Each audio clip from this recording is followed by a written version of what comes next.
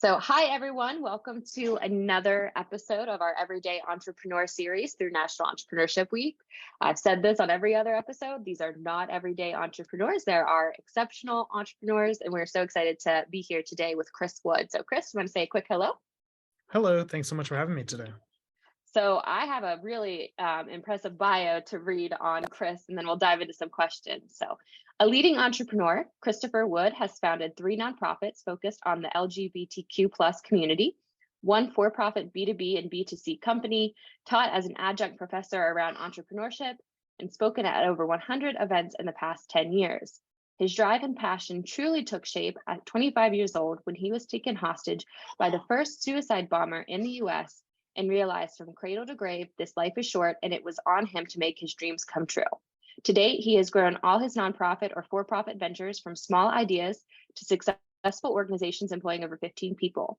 Mr. Wood currently holds positions as the exec director and co-founder of LGBT Tech, the chief operating officer of Redwood & Co., and the founder and past president of the Shenandoah LGBTQ Center. In addition to his professional achievements, Mr. Wood's proudest personal achievement over the past 10 years has been becoming a foster to adopt parent and building a beautiful family with his husband. So welcome, Chris. Woo!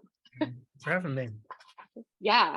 So, I'm going to have to address the biggest surprise when I was reading your bio. I get this bio and I was like, wow, I did not know this. So talk about that experience that you have and kind of how that started your entrepreneurial journey, if you don't mind.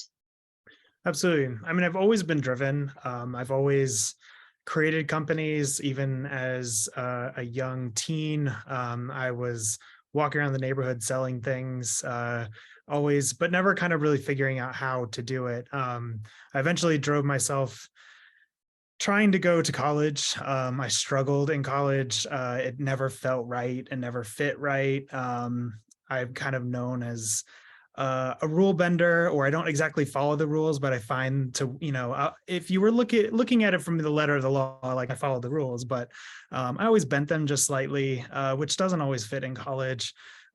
So I ended up finding a different career path, starting in nonprofits. I used to work and do finances for some of the largest bars in DC. I created my own companies that eventually I took full-time positions with newspapers before ending up at Discovery Communications, at which I think it was the first time I really felt like not having a college degree and being so young really started holding me back. But I was persistent. I spent about a year and 3 months informational interviewing, connecting with a bunch of people in the company before I was eventually hired. And I was hired into TLC. About 9 months into my employment, I returned from lunch to walk into the lobby to find myself staring down the barrel of a gun in the hands of what the FBI later determined was the first suicide bomber to take hostages in the United States. It was me and one other employee and a security guard that were taken hostage for a little over 4 hours. Within that time, I said goodbye to everybody without saying goodbye to anybody, really. I had gotten a few text messages out. So there were some people that knew that I was there and where I was. And they immediately started trying to notify my parents.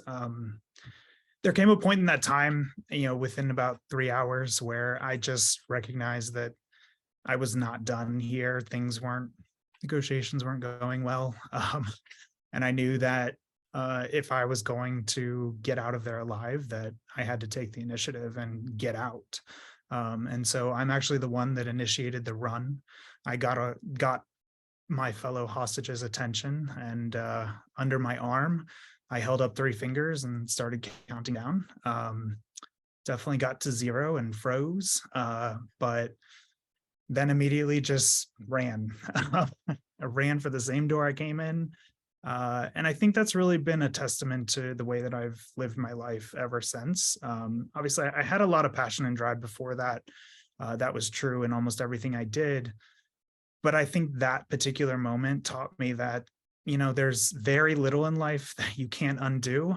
Death is one of them that you cannot undo.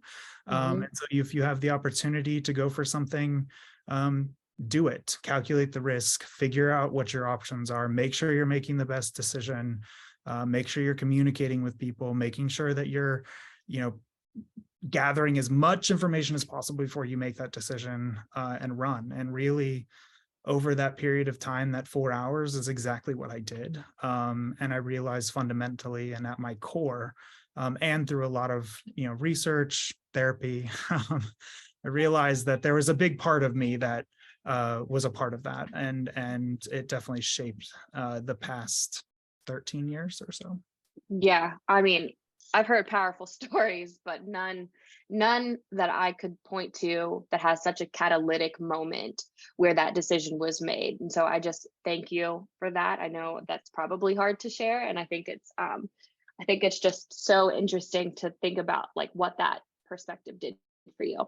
So let's move into a little bit less intense topic and talk about the numerous businesses that you have been involved in or that you are currently involved in. So I know you have several under your belt. So let's talk about them. If you want to just showcase the multiple businesses you've worked on. So I continued working for Discovery after that. I took some time off to really kind of figure out what direction I wanted to go. But then I ended up moving to LA and continuing to work and got a slightly different position within the company, where I was traveling more around the country and starting to understand really. I had a lot of information on paper, and there's a lot of things that go into marketing and in the department that I was in, but to actually see it on the ground and working was really interesting for me. I was traveling around with talent as well. So some people know Monty Durham from Say Yes to the Dress, Randy Fanola. I was traveling around the country with all of them, using things like Living Social and Groupon to get people to come to events. And so it just opened up my mind to so many different opportunities and things. And that's, I think, where I really started exploring what's next for me, because I recognized that this was not necessarily it. And working for someone definitely was not it. And having talked to individuals who were maybe at the end of their career at some of the highest levels within Discovery and other businesses, I recognized that there was so much more that I wanted to achieve and that this just wasn't going to accomplish it. So, you know, taking a lot of my knowledge, I took a leap of faith. I listened to people around me, and went to a conference and just explored what is possibility. I knew I wanted to start something, had no idea where to start. I had started several things, but what was going to be successful? What risk could I take? And from there, we really started exploring, and that's where LGBT Tech was born. We started talking about the intersection between LGBTQ individuals and technology and the representation around those, and how are they using it? How is it different for me? How is it different for other members of the LGBTQ community? Recognizing that I'm actually pretty well off, middle class, gay, white male, which when you look at the LGBTQ community as a whole, it is one of the areas where you have the highest rate of success. But if you look at some of our other members of a community who may have cross-sectionality between marginalized communities, maybe they're transgender, coming from a Black community in the South, that becomes a lot harder. And so as I started pulling those apart and working with experts around me, I started realizing that there was a lot there and we had to start somewhere. And so really just starting with the basics. How are LGBTQ using communication technology? How are they communicating with each other? And, you know, for many LGBTQ individuals, online is often the first place they go since the rise of the internet, because they're trying to form their own identities, what they like and don't like, how they feel, what are these feelings. And so we recognize that there was just a huge potential there, and slowly, systematically growing that over time and figuring out, teaching myself a whole new language of how to navigate this. But it really goes to the core of who I am. And that is, I knew that if I wasn't going to finish college, that my role would be, and regardless if you finish college or not, but back then, this is what I said to myself, is that you have to learn every day. There's no excuse for it. You have to read every day. You have to learn every day. You have to teach yourself things. You don't always have, and the beautiful thing about the internet is you don't always have to go to school for it. There's a lot of information out there. So I subscribe to that. I read almost an hour or two a night, whether that's news or YouTube and watching how things are done. I've always been a little bit nerdy like that, which is why I wanted to work Discovery. Like, How Things Are Made was my favorite show. It drives I watched that. I watched that, and I still put it on as like my dad growing up. We were like, "How it's made." I know how to make so many random things for no reason. But it's no, I get it. I get it. fascinating, and that is true to everything that I do. Really getting that organization off the ground, it definitely took some time. I mean, the first couple of years were hard. Really didn't know what I was doing. I didn't know how to be an executive director, yet I Mhm. this position as executive director.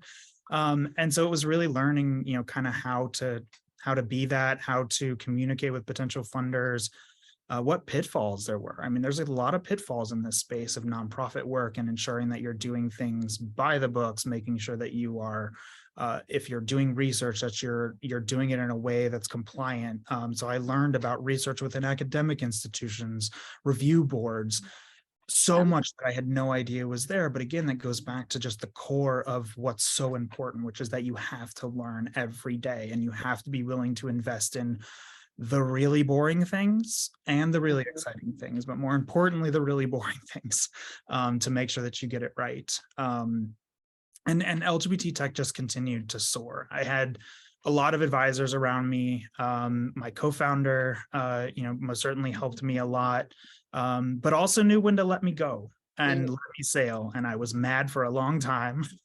Not mad, but I was just kind of like, felt like I guess a new hatchling that was just running around, trying to figure out how to make this happen. But it was one of the best things that he could have done for me, because he was never too far. He was always there, but not close enough where I could call him for every little thing. And so Mhm.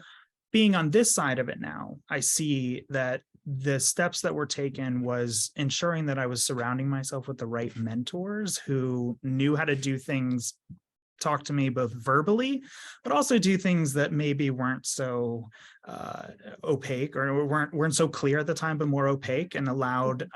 Eventually, I learned kind of why they did that. And In the so moment, you're probably like, "What is happening? Stop it." it was a lot. It was a lot. But like I said, it was the best thing that could have happened. And when I really started gaining partners, and I can say to date, I think LGBT Tech has been running now for 13 years. Mhm. And I am really proud to say that we have never lost a partner, Ooh, the entire time. Um, that's huge. I mean, that's an accomplishment. Like, that is maintaining relationships is so key, and to have that runway of 13 years and not have lost one, that's huge. Congratulations. Absolutely. No, it is Yeah. huge. I'm not saying it could never happen. I'm always afraid of that, but maybe it's that fear, or maybe it's that constant observation and recognizing what needs to happen, that we've been able to achieve that. Um, Chris, can I ask you a follow-up question around the partner piece? Because I think that's also probably purposeful partnership. Like, you probably vetted your partners on the front end. And I know we talk a lot about ecosystem. Like, how does LGBT tech go about finding partners? And like, what if you were giving advice to somebody around forming partnerships, what would you tell them to look for in a partner? I think one of the most important things is, don't go into it ready to sell your product or sell your nonprofit or sell what you're doing, but really make sure that you are listening to the partner that you're approaching. More importantly, reading about what your partner is doing, understanding what their interests are, what their business motives are, what their investments are in. Uh, there's so much about a company, especially larger companies and public companies, that is publicly available, that you really have to pay attention to each piece of it and understand that there are, just because you're working with one person doesn't mean they necessarily know about what's happening on another part of the business, but Yeah. somewhere up the chain it aligns.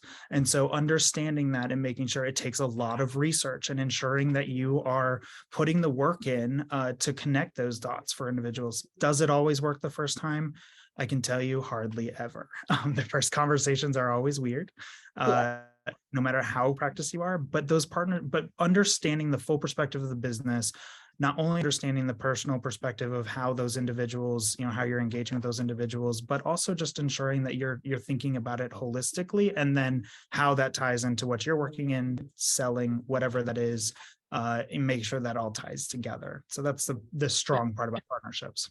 I think it's so important to highlight that, because I think especially for just starting entrepreneurs, they kind of maybe have a tendency to go straight into selling because they feel like they have to. And it's really about what can you do for other people and to come together and help solve problems. And so I think that's such a powerful perspective. Let's talk about, you also have for profit and then there's the nonprofit. And so let's talk a little bit about the differences, kind of what that looks like, how you manage it. And also, if you could explain what B2B and B2C means for people that have no clue what that means.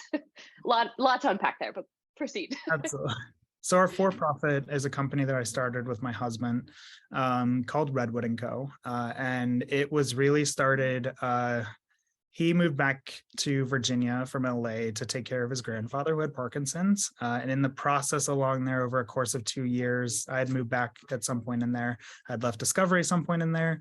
But he ended up with 4 Nigerian pygmy goats and 33 chickens. And we started just making soap and a couple other things that we were figuring out. I'm not gonna lie, I didn't think this was where this was going. I wasn't sure what it was, but this was not where I thought it was going. But yeah, that's great. Cool. Okay. So it literally is just, one of my favorite quotes is by Steve Jobs, and it's the fact that you can never connect the dots going forward, but you can connect them going backwards. And that is most certainly the case in this. We ended up having that at a particular point. We had to figure out whether we were going to do farming or if we are going to do kind of the retail side and Sure. business to consumer or B2C side. And we ultimately decided to go to B2C and begin sourcing our milk and stuff for our products elsewhere.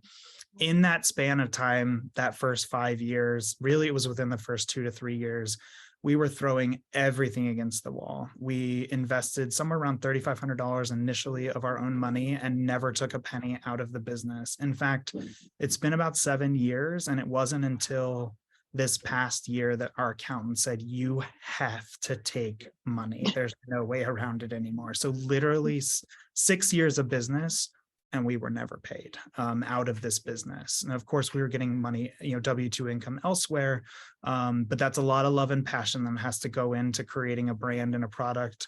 There's a lot of times you want to quit because you recognize that you're not getting a lot out of it, especially when you start bringing on employees and they're actually making more than you ever have from your own business. It can be really frustrating and hard to bear, but eventually we ended up making candles or home fragrance, and that just exploded. Sure. We went on e-com. We had a store in downtown Stanton. That was our second location. We actually started in West Virginia with one location, and eventually closed that one and only had the single one in Stanton. But we were really using online social media. We were, again, using the relationships piece, but more business to consumer, making sure that we are listening to them, putting things out that were working. And we started making 6 candles at a time.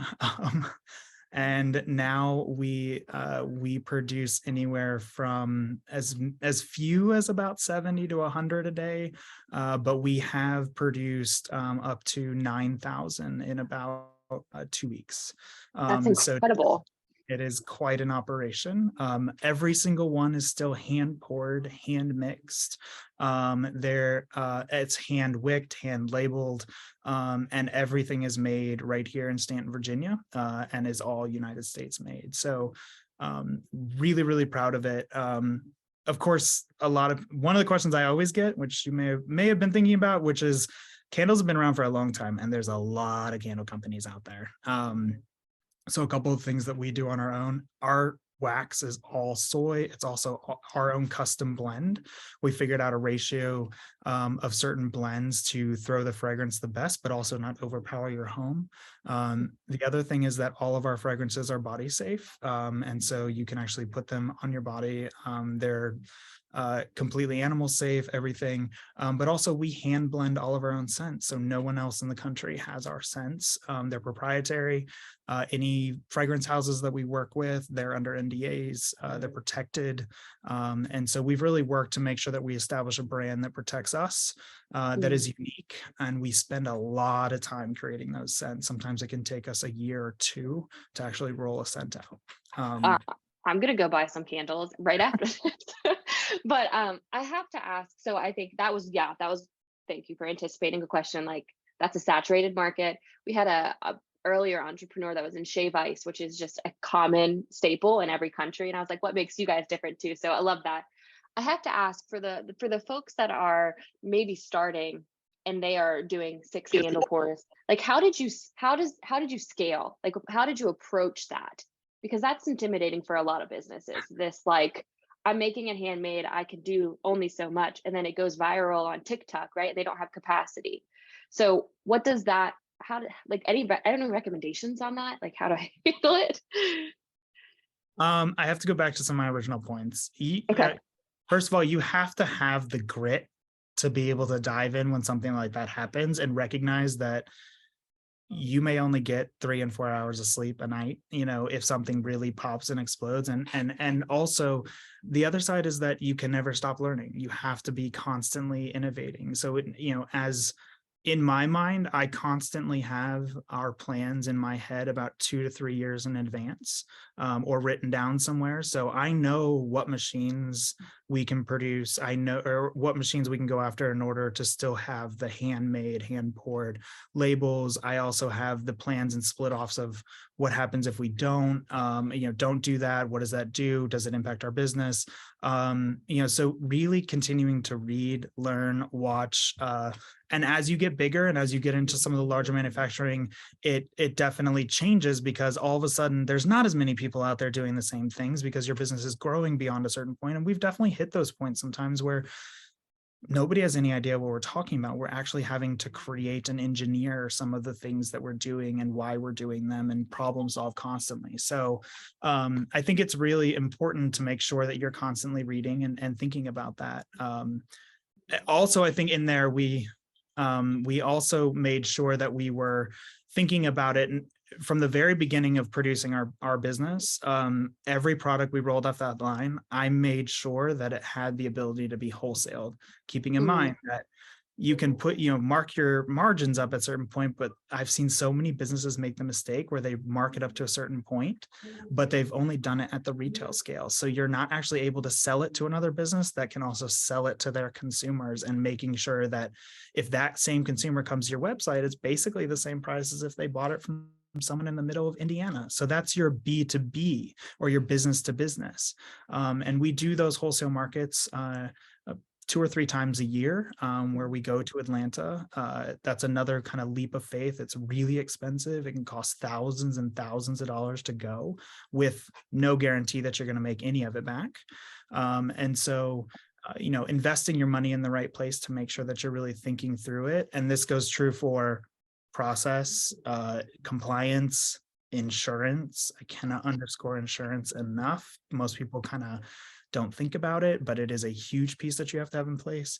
But then in making sure you're investing money into things that are actually going to return. And again, this is taking small risks and making sure that you're thinking through all the possibilities, and taking the best possible risk for the best possible return.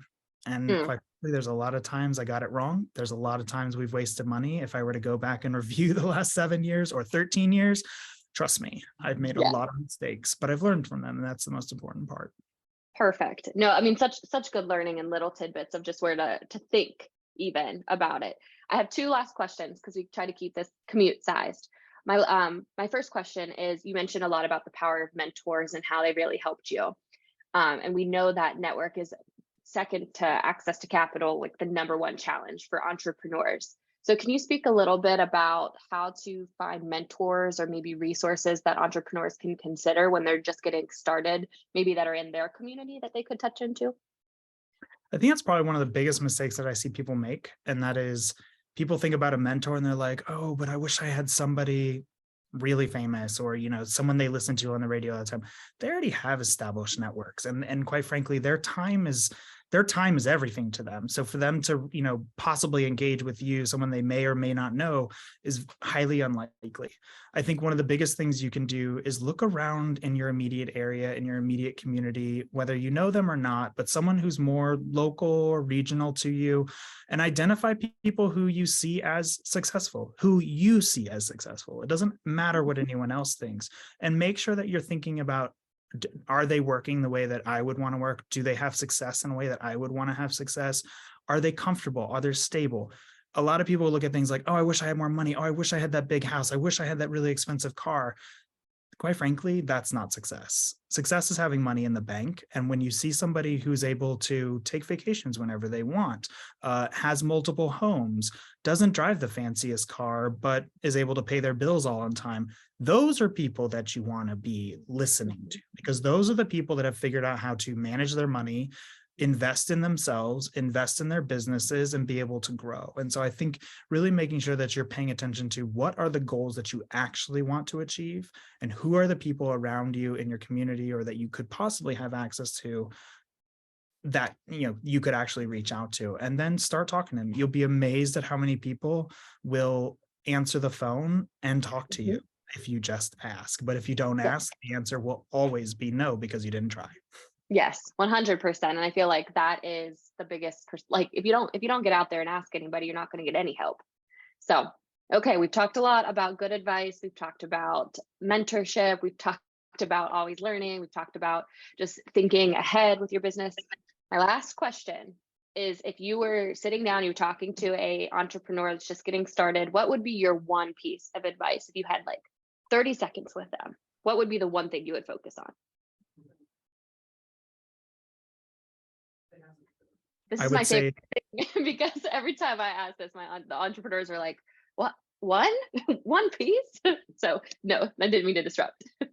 No, I think there's something, and I think I've already said it, is you have to always be willing to educate yourself. That's it. If you're not Good. willing to do that, then someone will always be smarter, faster, stronger, more equipped to do something that you're already doing. So if you're not staying on top of that stuff, you're not reading and educating yourself every single day, you're not going to make it. We're going to start with that. We're going to end with that. So Chris, thank you so much for your time. Where can people go to learn more about LGBT tech and Redwood & Co? So it's lgbttech.org, or it's shopredwoodandco.com, all spelled out. Perfect. Well, thank you so much for your time. It was a pleasure. And we can't wait to share your story with other entrepreneurs. Thank you so much.